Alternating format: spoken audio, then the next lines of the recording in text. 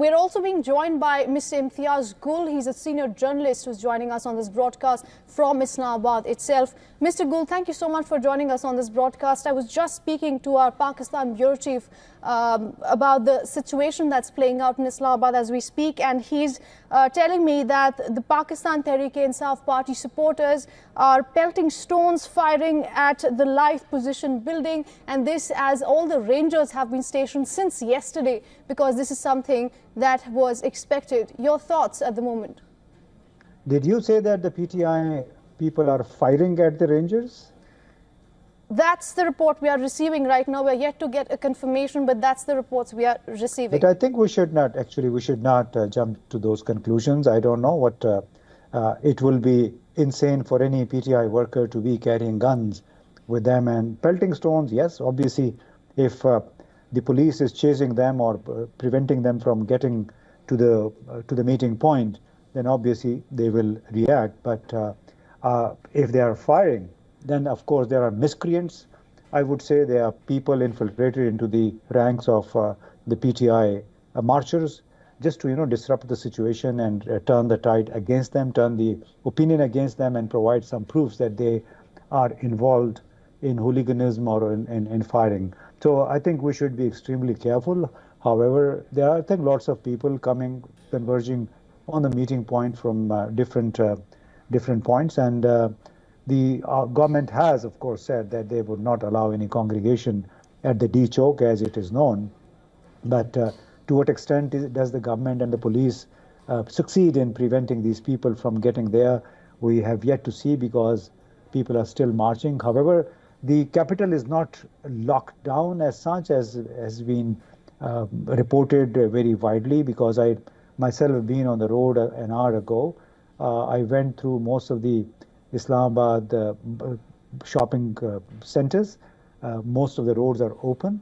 Right. Yes, access to the D-Chowk is sort of limited, and the area, it's called the commercial area around the D-Chowk near the parliament, that is shut down for the third day, and that is very unfortunate. Right. Mr. Gul, also Bushra Bibi, the former Pakistani Prime Minister Imran Khan's wife, had earlier said, speaking to the supporters of PTI at the time, that once you reach D-Chowk, we will unveil the next strategy. What are you expecting? I don't know what do they mean by the next strategy, because if at all they had a strategy, they would have gone south instead of coming north.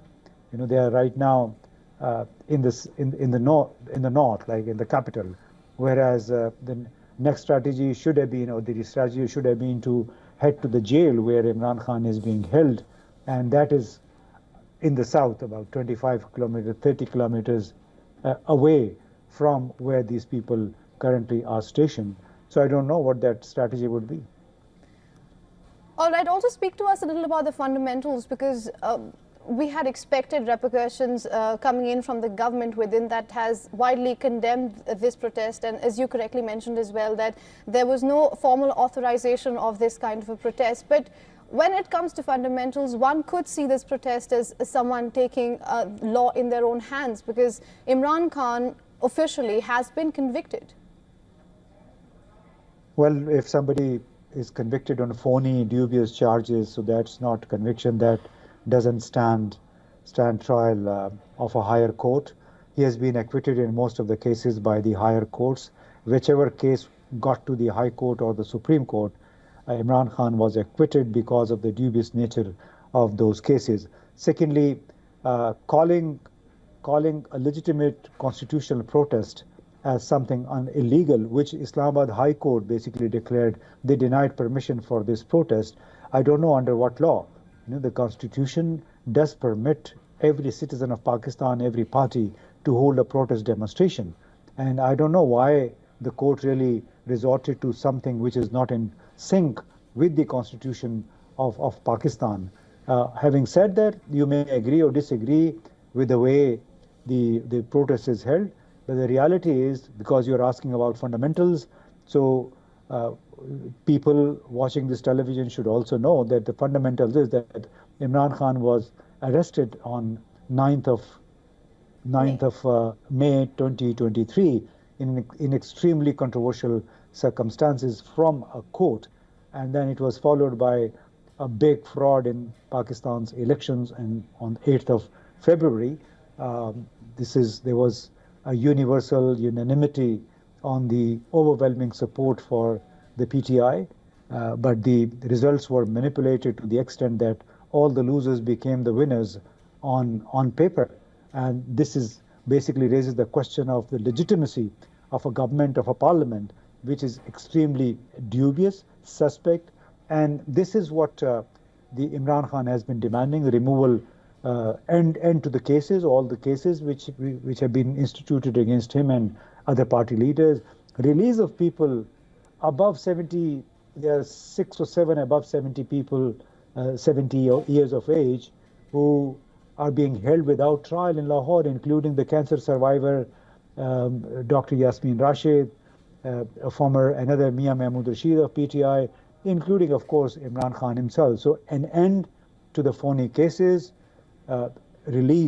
unconditional release of people being held without judicial trial, and, of course, correction of the manipulation that was done on 8th of May. So we should keep those bare, naked facts in mind when talking about the situation in Pakistan or the demands by the PTI. All it wants is justice based on facts, on figures, not just by what the government ministers are saying. Mr. Gul, I'm completely out of time, but before I let you go, since you say all of that and you make fair points there, I have to ask you, do you think a protest at this scale and the way it's playing out can actually seek that justice?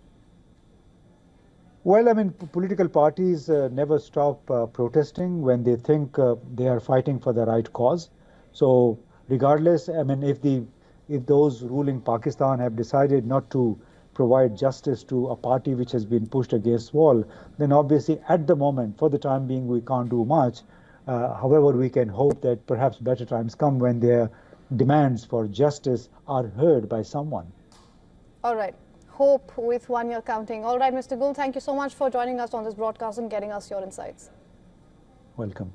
For all the latest news, download the WION app and subscribe to our YouTube channel.